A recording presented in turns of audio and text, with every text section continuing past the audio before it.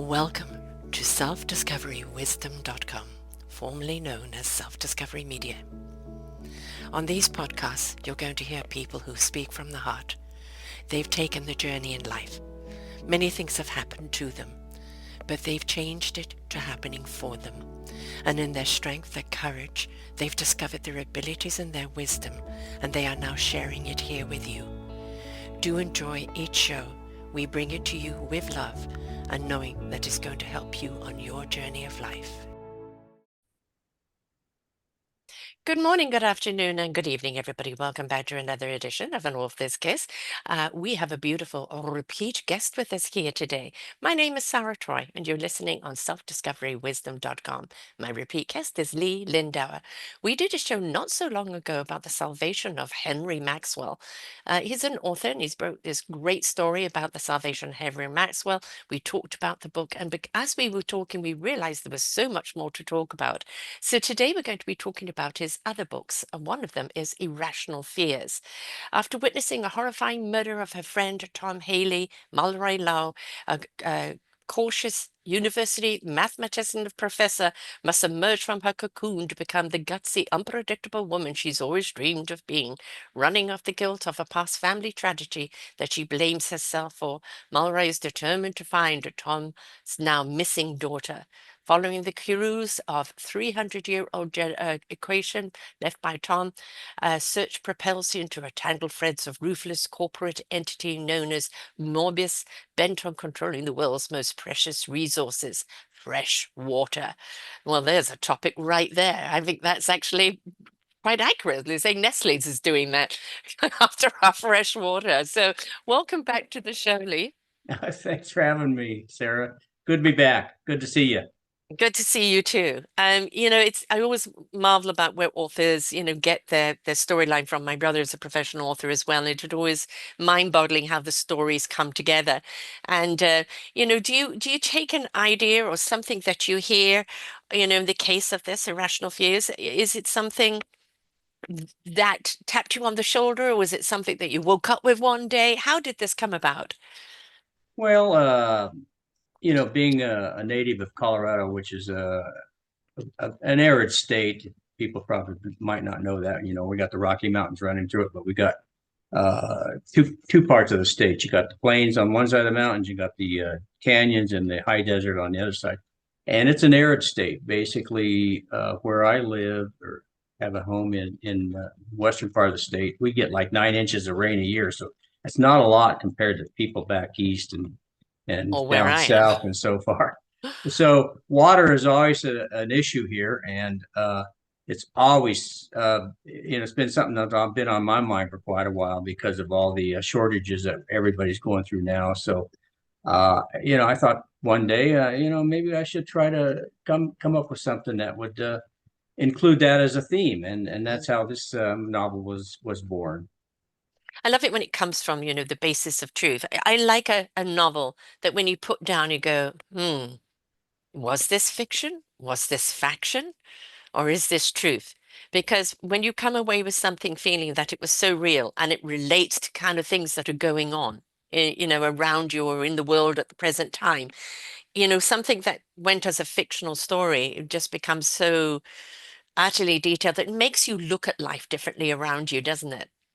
It does, and yeah, you like writing fiction, you like kind of do that kind of stuff, but you really like to have your fiction be factual and, Yeah. and as close to reality as you can, and that's what I tried to do in this novel. And we were talking earlier about Nestle and so forth, the corporate takeover of water, and that's such a serious issue right now. And it's something that should be hopefully the fiction of this book will bring can bring that out and about the greed of money in things that we need, and water is definitely potable water is something that's desperate around the world. So it's a serious issue. 23 years ago, I was doing a course, and there was a gentleman there whose passion was water. And he said, we're going to go down to like 2% water in in the world. And if we do not change the way we resource it, just changed the environment, they changed the way we use water. And that goes, for cattle breeding and all of that, because the amount of water that is used in there, if we do not pay attention, water is going to be the thing that gets us. And, we can have scientists talk to us about this. We can talk about it a great deal. But I think when you're talking to people, in fact, they kind of let it go over their heads. When you talk to it in a storyline, where they get immersed into the story, immersed into the characters, and then you bring the details, like water coming into it, I think then people pay more attention because of the story, because they're more engaged than just being told what's going on. That's true. I mean, you read the newspaper, and a lot of people still have this idea, is that really fact, that I'm Hmm. reading in the paper? And so maybe if I read a book, I might not believe it there also, but at least it'll give me something to think about, maybe a little bit Yes. more than thinking about that story in the morning paper that you were kind of negative on to begin with, and maybe the fiction will bring it out more. And that's hope. That's why I guess why people write fiction Yeah. is to get that immerse people in something different other than the factual world. But if they really read the fiction and understand it, there are facts in there that they might think are real facts. So that's Yeah. why we do it. I remember Clive Cussler many years ago. You know how he always used to bring a historical event and then tie it into the adventure of the story. And this was one where people were leaving China, paying everything they got, and then thinking they were going to the land of the opportunity.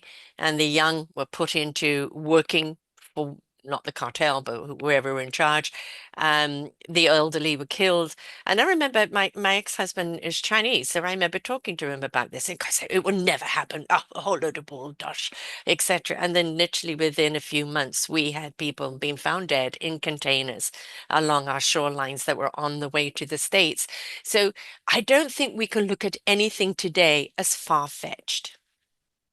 No, especially today. Yes. Maybe 50 years ago would have been, oh man.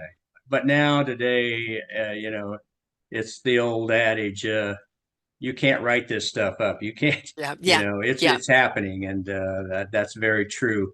One thing about the irrational fears, though, it does have a historical context to it. Not so much water is basically the theme, but I like to try to bring a little bit of historical stuff into these books, especially the first two that I wrote. And the historical context of this book has to do with mathematical history. So that's where the history comes in, and as one reads through the book, they'll see what I mean by that. Because a lot of people probably hate math and don't understand it, and that's very understandable. I have no problem with that, but it's got history to it, just like any other historical Yeah. topic, and hopefully people will see that and understand it.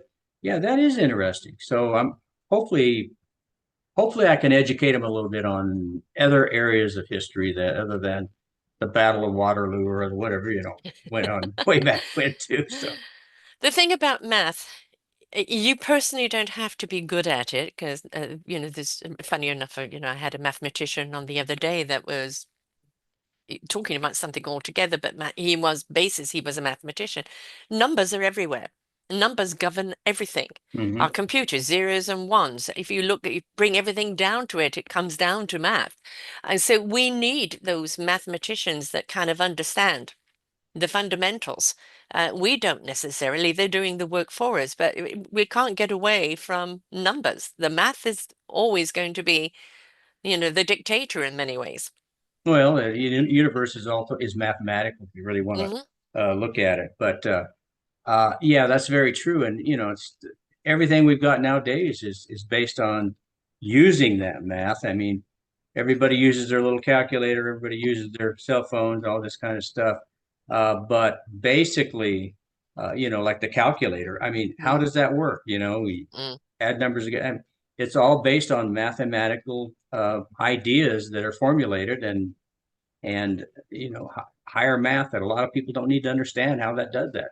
But it's we need these people. We need their Yes. ideas. Yeah, Otherwise, we would be pretty stagnant in our oh, going forward. evolution And would not be oh yeah, after all. evolution wouldn't have happened. Yeah. It reminds me of the movie Hidden Figures, where a Hmm. bunch of women, mostly of color, brilliant kind of mathematicians, kind of kept in one side. They bought in a big computer that nobody knew how to run, and they programmed it, and and the astronauts trusted this one particular mathematician and her equation rather than the computer or anything else because she could just do it at the top of the head.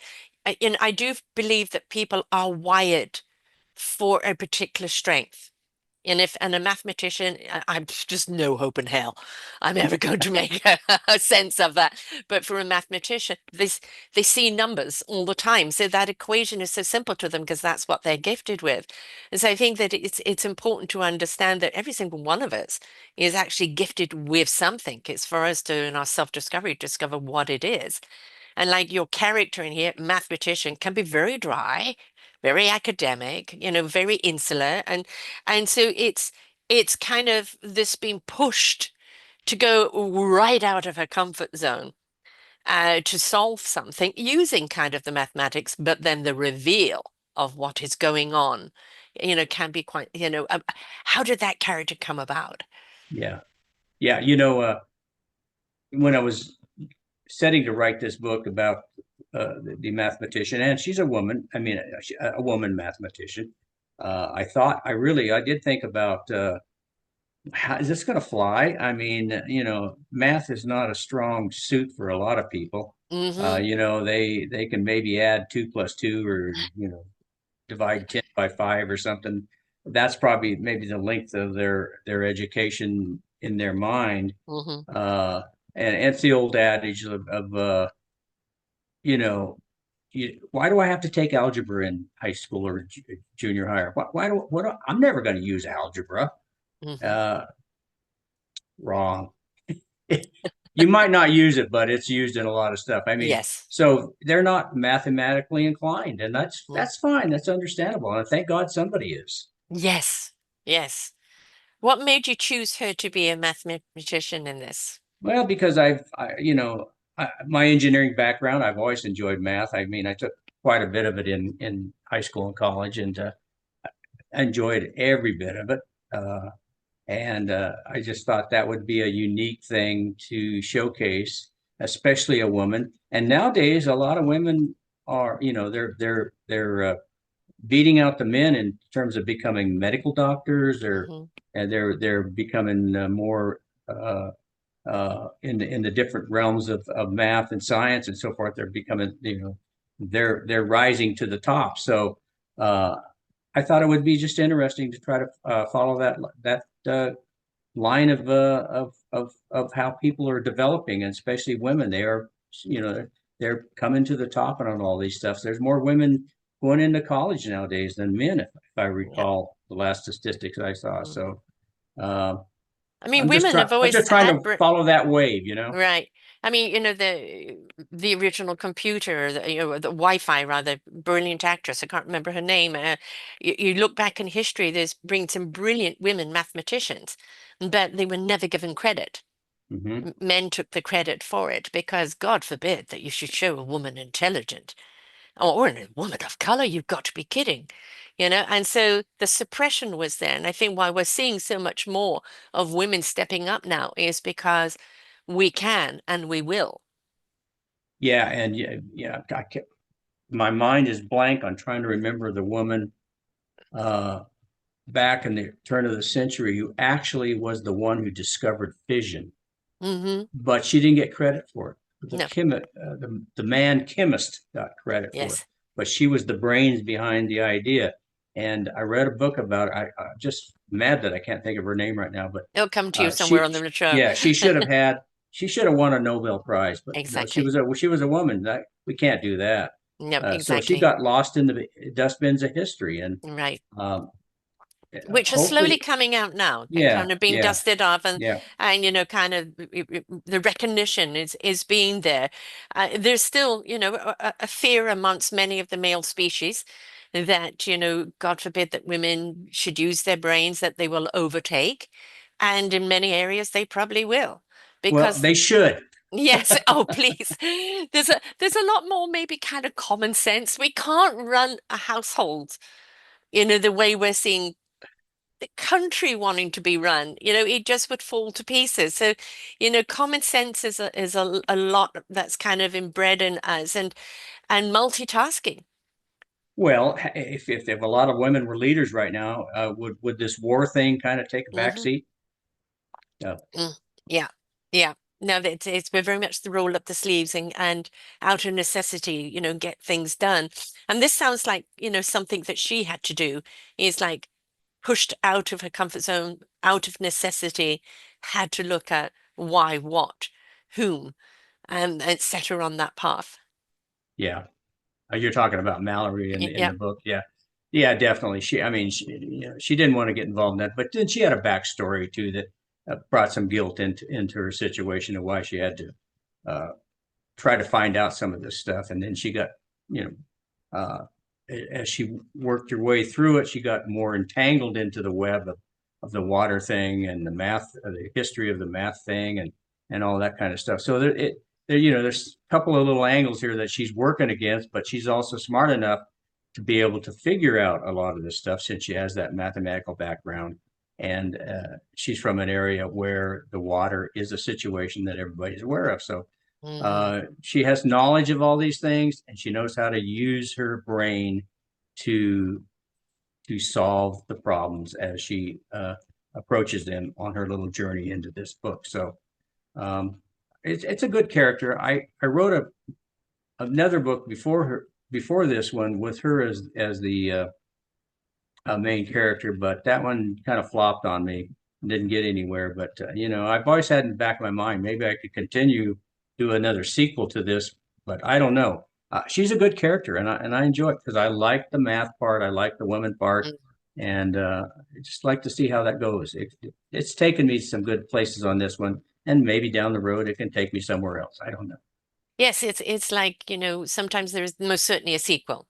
The next adventure and story has to be told. And then sometimes, well, I've expired this one. I just don't see it where it's going. But, like she's joined by a CIA agent and, infiltrate Morbius in the corruption government officials. I mean, all of this is fact of what's going on right now. But what it's also doing is showing how, quote, quote, ordinary people in jobs that you think would never venture out of. Safe mathematician going out with CIA agents after, an organization that is trying to consume, control all our water. It kind of says to the reader that never speak to yourself too small.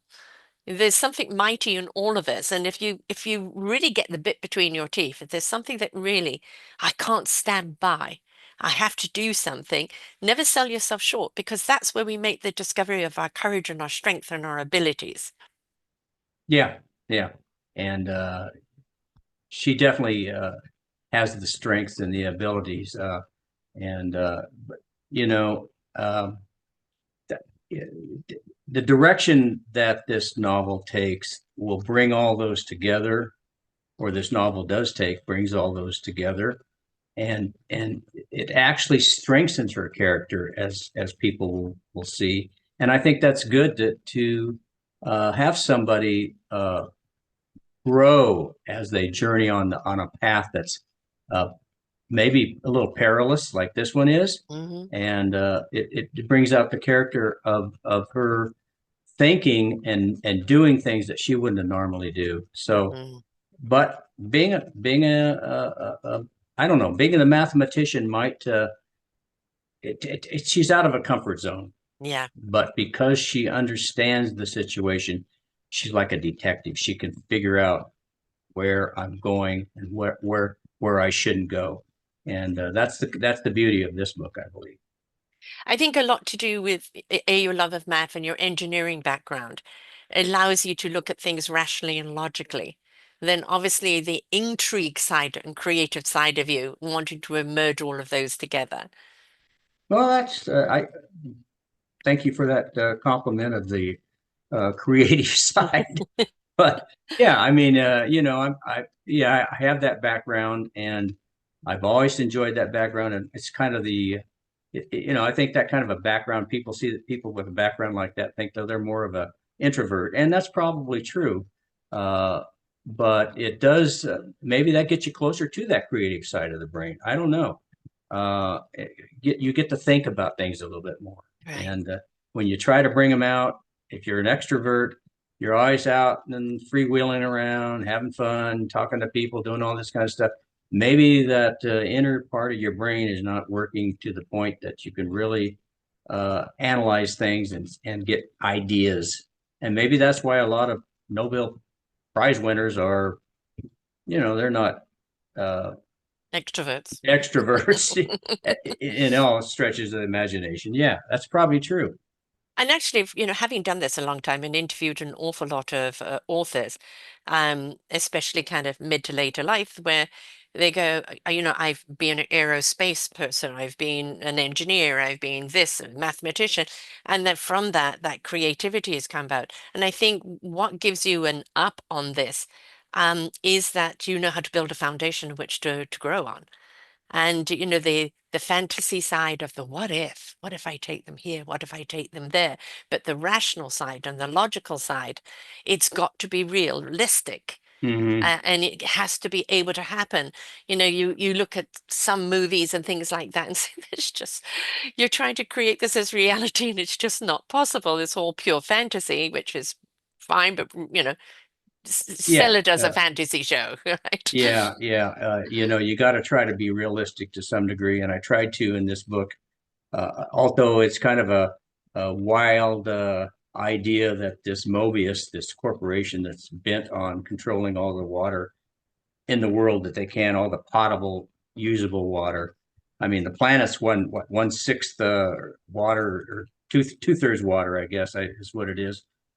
But there's only like 1% that's usable. Yes. So you've got to, you got a corporation that said, well, if I control that 1%, boy, I control the world. And that's basically what Mobius is after here. And And this it, is not far-fetched. This is it's what not Nestle is far-fetched. doing, Yeah, these right? corporations Yes. are doing this already. I mean, Yes. they're either going into countries and doing this.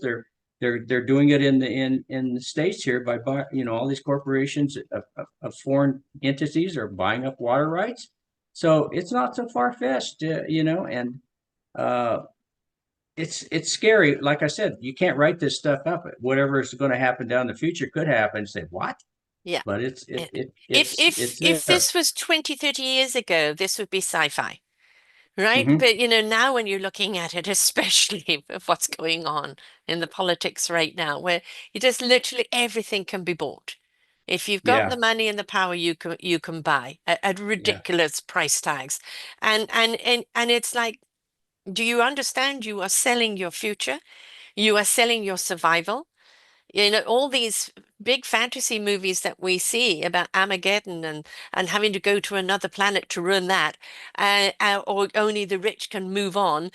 All of these type of things that we think are far-fetched. No, we've actually paved the path for those type of things to happen because we're allowing it to happen. There is no Yeah. restriction in government, and as people, we're just going la la la la la. As long as I could turn the tap on. Yeah, I agree with that. There was another movie, or I saw. You mentioned Armageddon. Mm. I think it was called Armageddon, where they sent up some astronauts who weren't really astronauts. They were Yes. like up to an asteroid to blow it up because it was going to hit the Earth. And that's when that came out, that was like that's really far fetched. But why? Mm. I don't know. It's so far fetched. They've been landing probes on astronauts now. They're doing all kinds of Yes. things. So, Yes. whatever our science fiction was 100 years ago or 50 years ago, that was science fiction. It's reality now. And this is, you kind of really wonder. I don't know if you remember far back. I'm not old, so I do. There was a puppetry type show back in the day in England called the Thunderbirds. And they were like a little CIA type group, but they were all kind of not on strings, but, you know, Muppety type creatures. And I remember. I was very young, so I didn't quite comprehend it, but later on in life kind of got the gist of it, is there was a big outcry because in this puppeteering type thing, they reveal secrets in the fantasy story that actually were happening. And they accused this TV show of espionage. You know, what I mean? And basically I feel this, that, people who can think to infinity and beyond and put it out there as, as a story, very often are the precursors to the reality that is actually happening. Hmm. I've never heard of that story or that show in England, but I'm that's a going good back to the point. 60s there. So, Yeah, well, yeah. Well, we all kind of grew up through the 60s, I think, a little bit, didn't we? But yes, I yes. did So, anyway. Yeah, things that you wouldn't comprehend back then are actually happening now, and that I think yeah. that was the point you're trying to make. And some weird things can happen now, and I think we're at that weird point in our existence that whatever happens next shouldn't surprise us. So, Well, you've named this book Irrational Fears, over a different topic, but really, quite honestly, at the present moment, that's what we're looking at, irrational fear. The shoot has been stirred up, yeah, and uh, the yeah, and go. the I was fear going to is say really, really prevalent. it is. You mentioned you mentioned the name again, irrational fears, and it's not that it's just an irrational thing, which it is, but also because she is a mathematician. Mm, Uh, One of the kind of uh, catches in the book is the uh, irrational numbers, if you know what those mm, are. And that's part of the um, almost like a MacGuffin in the book. Uh, Irrational numbers as opposed to rational numbers. hmm So if people understand what that is, uh, then they'll get a really kick out of, whoa, that's interesting. So it's a double meaning in the title, mm, double irrational in the entendre. way people act, and irrational numbers, which kind of flows through the book here a little bit. So Mm, that's where that title basically came from. mm. But it kind of sums up where we are right now. Yeah, you're right. Right. Definitely the way we're governed at the moment. So let's talk about your other book, the Sava Steps. What is Hmm. that? So it's um 25 years after the Srebrenica massacre. I probably said that Srebrenica. Srebrenica massacre, the worst genocide in Europe since World War II. Survivor, I'm not going to pronounce the name, encounters two vicious men from her past intent on revenge. Her plans are derailed by a disgraced FBI agent, Thorn Hightower, who has personal reasons to involve herself into the affairs. So tell us about this book and what this is all about. A nice thriller, which we all need to shake us up. Well, this is the last Irrational Fears had a theme of water, I guess, is the major overall theme. And I think the overall theme in this one is revenge. She survived that period in Bosnia back in '95, the Srebrenica incident, genocide, massacre, whatever you want to call it. Uh, she survived that somehow. And as time went on, she got away from it and tried to forget about it and tried to lead her own life. But suddenly, a couple of characters show up that brought her back to that time. So, and they were involved in her situation back then. So that's where she got the revenge um, thing taken over in her head. That she would, it just brought this horrible thing back to her and said, you know, I remember that, but I'm not gonna. I'm gonna take care of it now, Mm, since they brought this back to me. So that's how that starts, and it takes her on a journey with um, into a situation where trying to relive or not wanting to relive that period. Now she's in a situation that there's another thing going on, and it has to do with, I don't think it's mentioned in the blurb on this book, mhm, about illegal kidney transplants, mhm. which are a major problem in the world. Not only kidneys, but other bodily Organs, parts like yes. eyes and livers and things like that. But it's basically focused on kidneys. and so she gets involved in that with another group, with a group of people that were involved in the Bosnian thing. So there's the tie there, but it's also, it's got the history of the Bosnian Mm, conflict, which if people, read the book, that I actually learn a little bit of what happened back then, because a lot of people right now, younger people especially, probably don't have a clue what the Bosnian Balkan situation was in the 90s with yeah, not only Serbia, Croatia, and all those countries out there. Yugoslavia uh, exploded, uh, kind of like the Soviet Union exploding. Uh, but then you got Kosovo later on in the 90s, and all that kind of stuff's all tied yeah. together. And it's all an ethnic situation. And Hmm. it's still over there, unfortunately. It's Uh, still happening when it's you look still at Gaza. happening, and Yeah.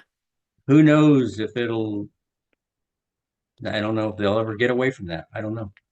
I mean, this is something I talk about a great deal in many of my shows, is that we're living on old programming, old patterning, and at some point we have to understand that we have more information at our fingertips today than we ever have in the history of time. And we need to think more rationally at, does this serve me? Does this serve humanity? Can I let this go? Why are we still um, nurturing differences rather than unity? And why are we letting religion or race or color or sexuality or the sexes get in the way of us coming together and seeing each other as human beings and what we have to contribute? And it's so sad that you look at thousands of years we've been living like this. When are we ever going to learn that this is not the road that we're meant to be on, and we've been given over and over and over again a different path to take, but we are the ones that have to take it. Well, to be negative on that, I think over the years, the thousands of years that human beings have been warmongering and treating each other as second-class citizens, and all the wars and things that have happened. Uh, Nothing has changed. And now, with all our technological advances, I would suspect we're closer to total annihilation than we've Yes, ever been. yes. And maybe that's what will change. And once that happens, and maybe the earth will be cleaned free and it could start again on a new evolutionary path. But it's scary now because there's no more ways to explode the world up right now than there was 1,000 years ago, with crossbows and whatever. It's a scary time we're living in, and You, there's you, just you look at, Iran and Israel right now, it's just like just sending bombs over to each other to kill mhm, each other. And that's who all it is. cares? Who cares who dies? I've got a beef with you, you've got a beef with me, and let's annihilate each other. And it's the eye for the eye. You only And end up blind. and that's never solved problems. In the history And of it's and time, it's never resolved they're time. still doing it. It's like, Yes, yes. why can't they? Einstein's epitome of madness, doing the same thing all over again, expecting a Yeah, different result, exactly. right? That's Yeah, exactly what exactly. it is. So I don't have much hope. I hope I'm wrong, but We're uh we're at, that coming into the twilight zone of life, and I have grandchildren that are younger, and I think even the kind of the generation of even 10-year-olds right now are smarter than we are in many ways. I'm not talking academically, I'm just talking sensibility. Not those that get stuck behind their phone and dumb down mm, and TikTok and that think that's what life is all about, but those that have stepped into some talents and some gifts and some speaking out. And we're really seeing some of those profound youth out there. But, going back to people not talking about Bosnia, they're not teaching the Holocaust in schools. They're not teaching about World War One and Two or that's Nazism. horrible. Nazism has become the sexy thing to join. It's like, do you Oh my understand God. what it stood for? Well, and it is so weird that I saw something a couple of days ago where they had a guy out in the street, and he was Palestinian, I think, and he would talk to all these students in New York City, going to either Columbia or New York University or something, and he would say to them, "What's your opinion of Hamas?" And they say, "We love Hamas." I mean, they don't know when Right. they ask them. They also ask them, "Well, do you know what October 7th is?" No. What? have no clue. Uh, they're young Twilight people Zone. in college and they Yeah, don't know yeah, current affairs. right. It's scary, It and is. they don't know what the answer to that is. Maybe the 10-year-old that you're talking about Right, has more sensibility and will come up with some as they grow will develop some actual rational thinking ability and be able and keep abreast of current events. I mean, these people, they don't know who their congressman is. They don't know, right. all this stuff. It's scary. And also they're buying into the rhetoric.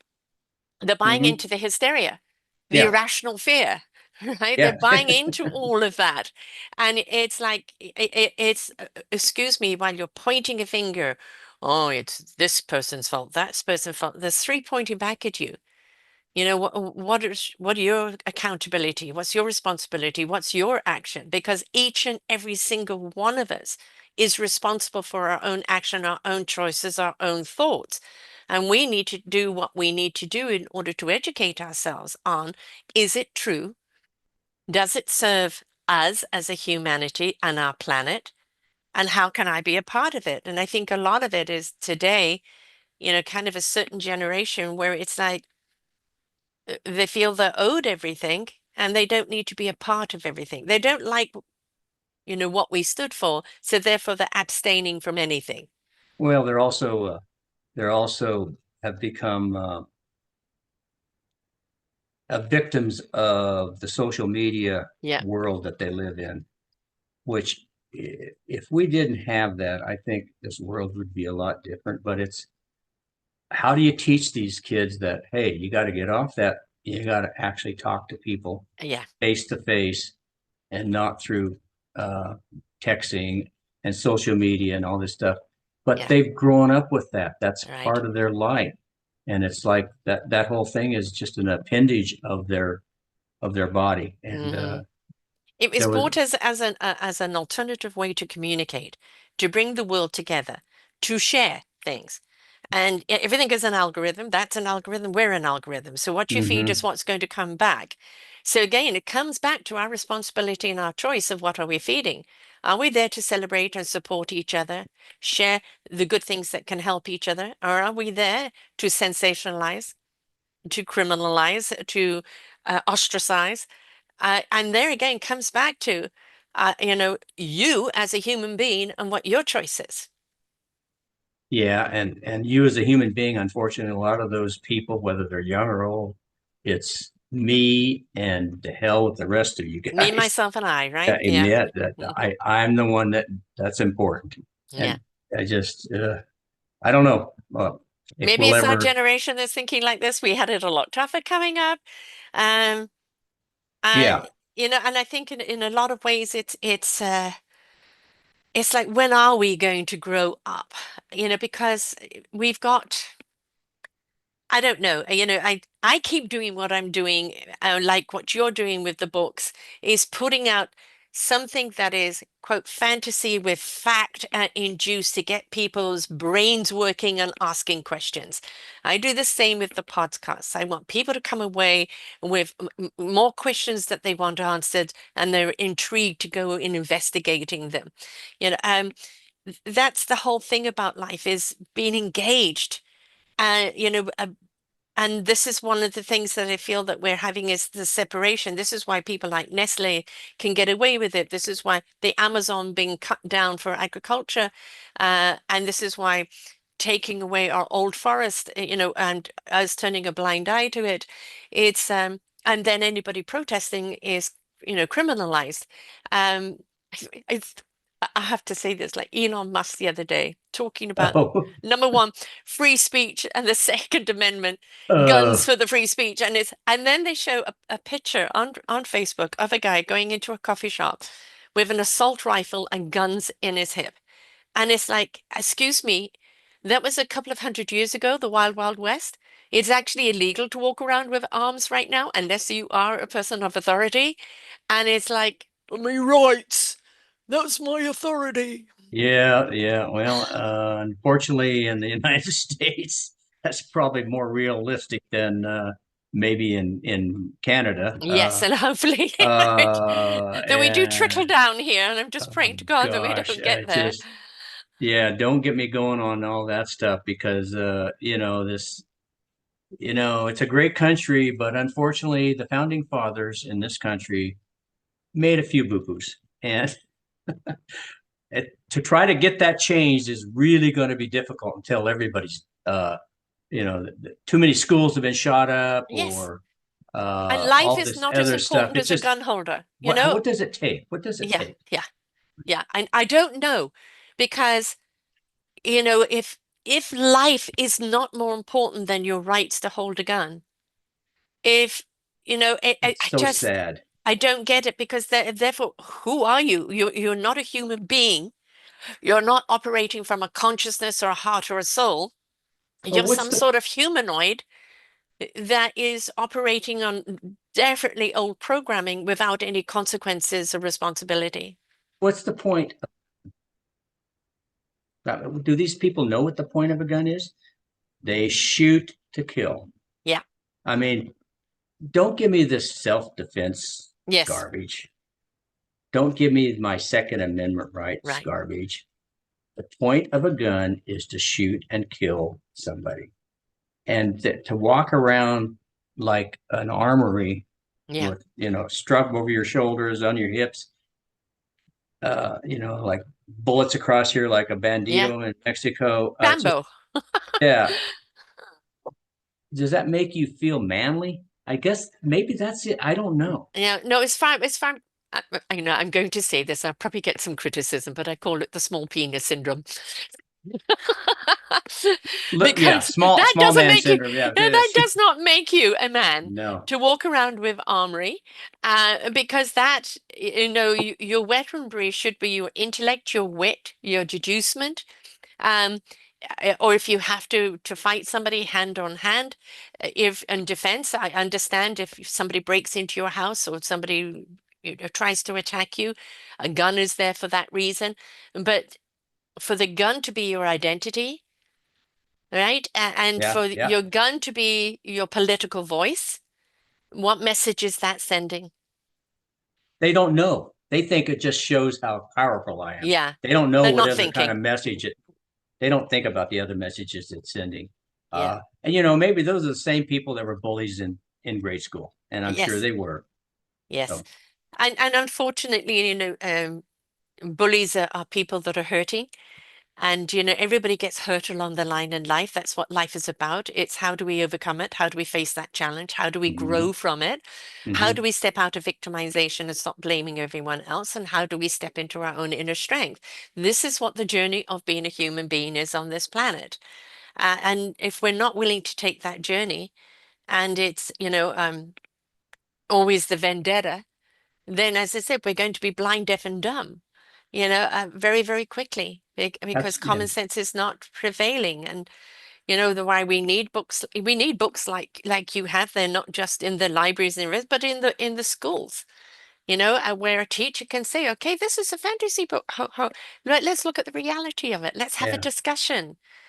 Well, But that's great if you can keep them in the libraries now. In some places, uh, we're going into that now. It's like yes, Nazi Germany all over again. Let's just yes. pile them into a bonfire and keep tossing books into it. I I don't understand. I just have a real hard time understanding how we got to this point now. Yeah. We all thought we were beyond this stuff, and Yes, no, we're you just not. need to watch the movie The Book Thief, which represents that about the books. But it's if we don't teach people about history, history will be repeated. It Hmm. is to be taught not to glorify it, to de-glorify it, Yeah, to be aware of the signs that will show its head again, and to understand what we need to do to make sure that it does not grow. But if we do not teach people about the atrocities of it, they will be repeated. and that has obviously been a fact of life for a millennium. I mean, Yes. forever, and it hasn't changed. And And I you don't know, understand why. um, We're bright creatures. We have, when we actually have, heart and soul to mind, not mind. the other way. If we're just dealing with the head, we're running around the what if, what if, what if. But, when we bring in the consciousness, of our soul and our heart compass, do no harm to others, come from that place of love. We cannot do harm. We just simply cannot. And we always want to do good. So why are we not igniting more hearts and souls into that consciousness to actually understand the difference between good and bad? Well, we need to figure out that politics and religion Hmm. are Controllers. they're controllers of everything, and they have been forever.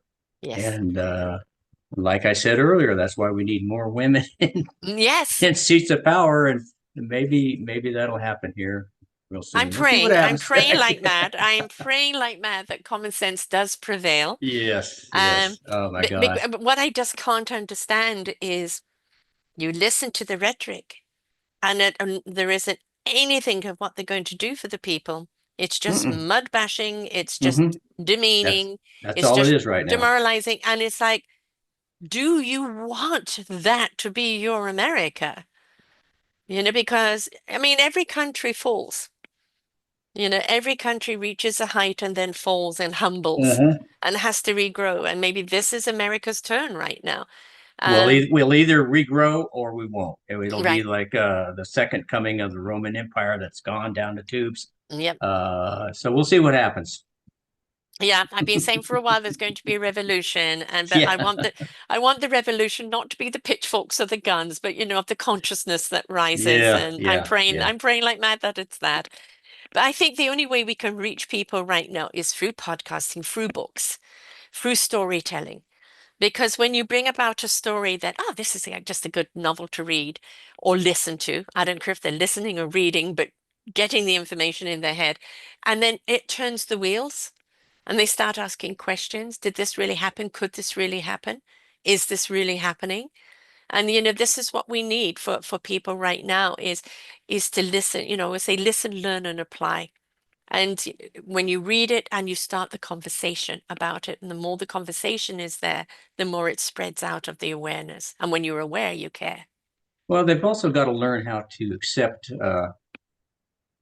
different points of view, and Mm, they don't. The 30 or 40% in this country are so set in their ways, they don't want to sit back and try to analyze things because they don't know how to analyze anything. no, they've not been They taught to haven't been deduce. taught Hmm. how to do that, and I don't know whose fault that is. Is it society in general, or is it just uh, maybe there is a cognitive difference in people's thinking? And uh,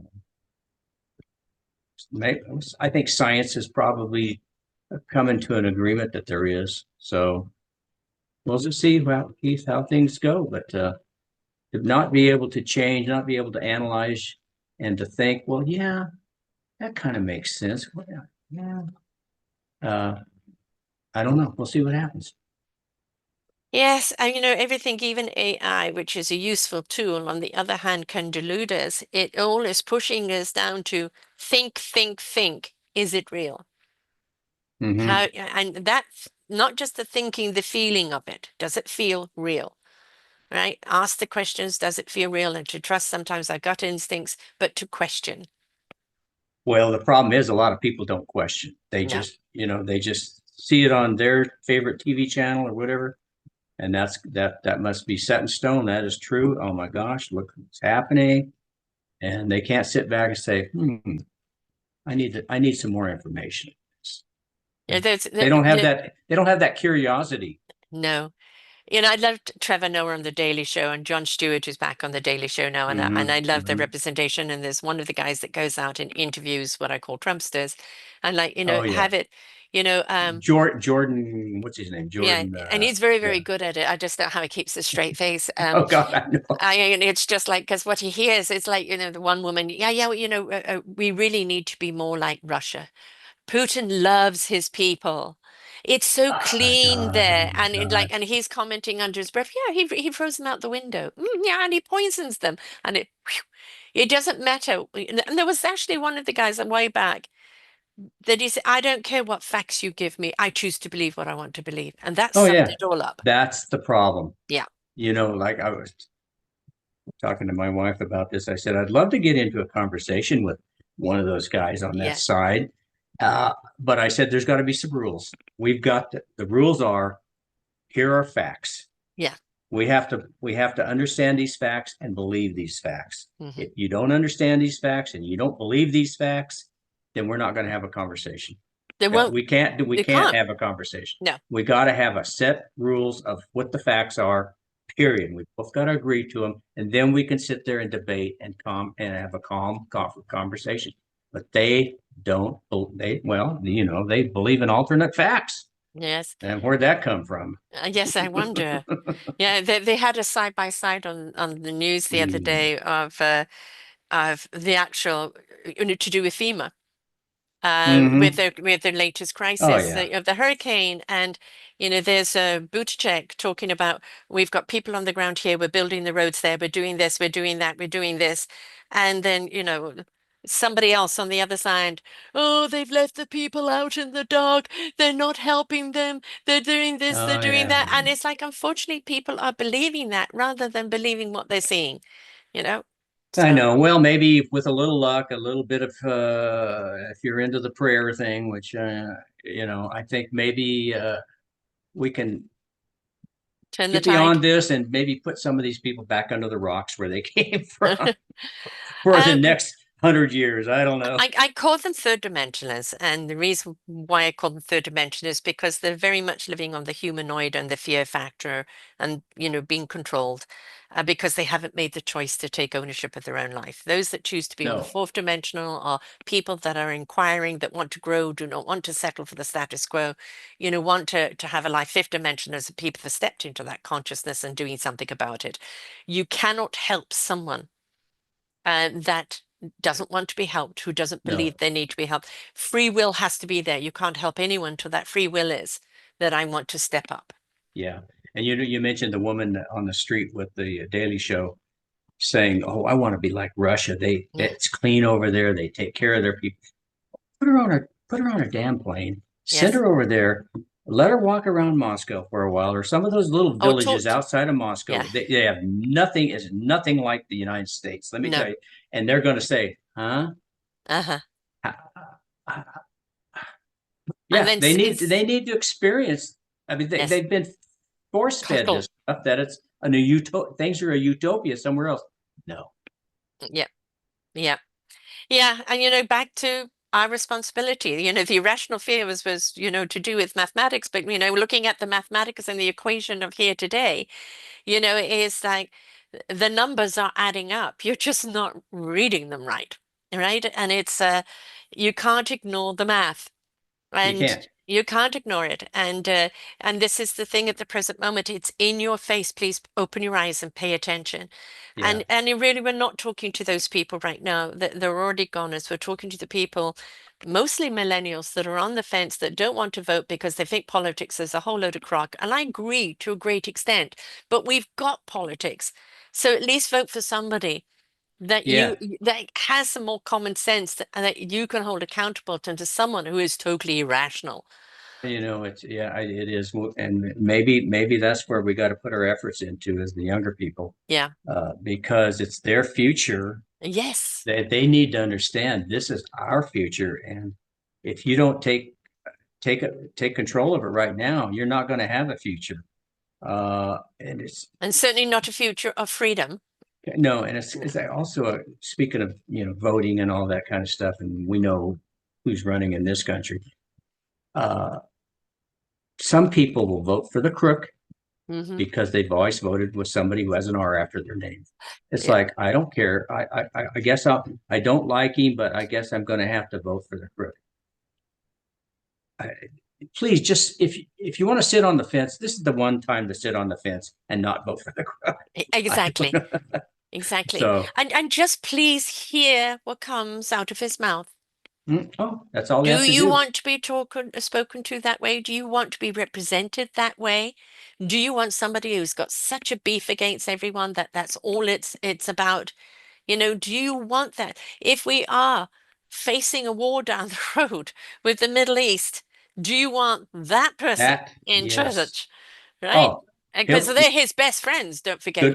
goodbye Ukraine and all that. Yeah. Oh, back when he was running well, we don't mention names here, but when the other guy was running for president way back in 2016, and he, I think he won the talking to this woman one day, and I said there was a deal showing him cheating at golf. Hmm. He would cheat. He would absolutely. They had videos of him Right. cheating, moving the ball somewhere up. And she said, "That's my man. I like him cheating." That's who these people I are. know. They just Yes. think he's the smartest thing since sliced bread because he's no, he's not different. He's despicable. No. He is. And the statement, Anyway, I could go out and kind of kill got off the someone books here today. a I little bit. know, but I could go out and kill someone and you'll still vote for me. Somebody even Hmm. had but what I don't understand with all these law cases, he is a criminal. How come he's allowed to run? Yeah, that's what we'd like to know. Yes, Yeah, yeah, exactly. So yeah, and the thing is, the books are representing history. The books are representing what's going on. They're told in a factional way, and which is wonderful, storytelling, and it's a great book, but it's food for thought, and it's an invitation to have a conversation. And if we don't converse about what's going on, we're not going to be the change that we need in the world. And this world doesn't need us to sit back and wait. Oh, wait and see.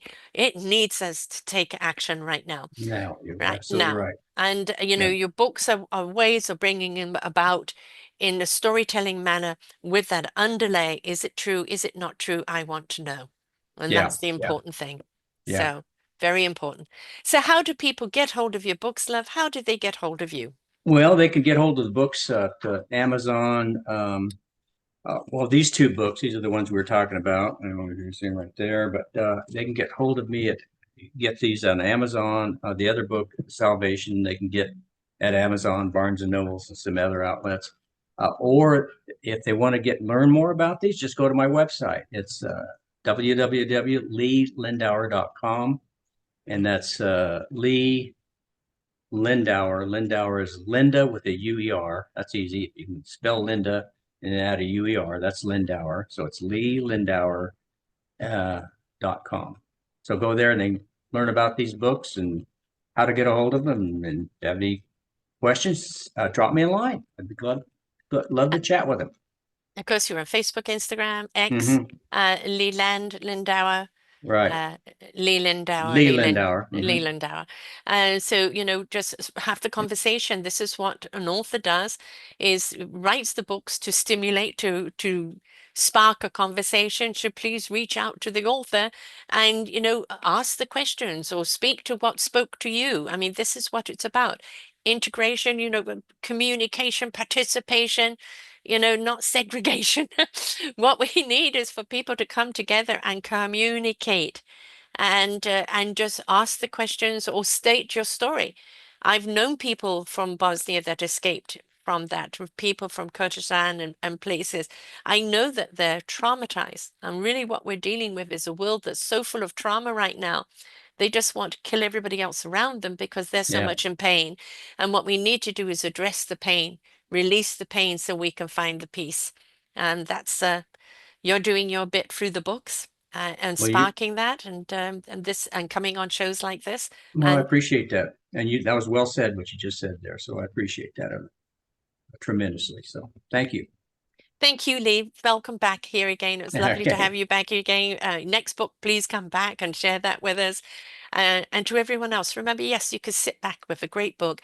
You can go on the journey of exploration and adventure, but then look at the substance there and start talking to other people about it, because if we don't, it's going to be something in the past along with us, and Right. we want to be in our future. So until until next time, folks, bye for now. Thank you. We hope that you enjoyed the show. There are so many more for you here on selfdiscoverywisdom.com. Just go to the podcast tab at the top there and you will see all the many genres and all 3,000 shows ready for your listening. We are here to serve you, to help you on your journey of life, and we know that through inspiration, it begets invitation.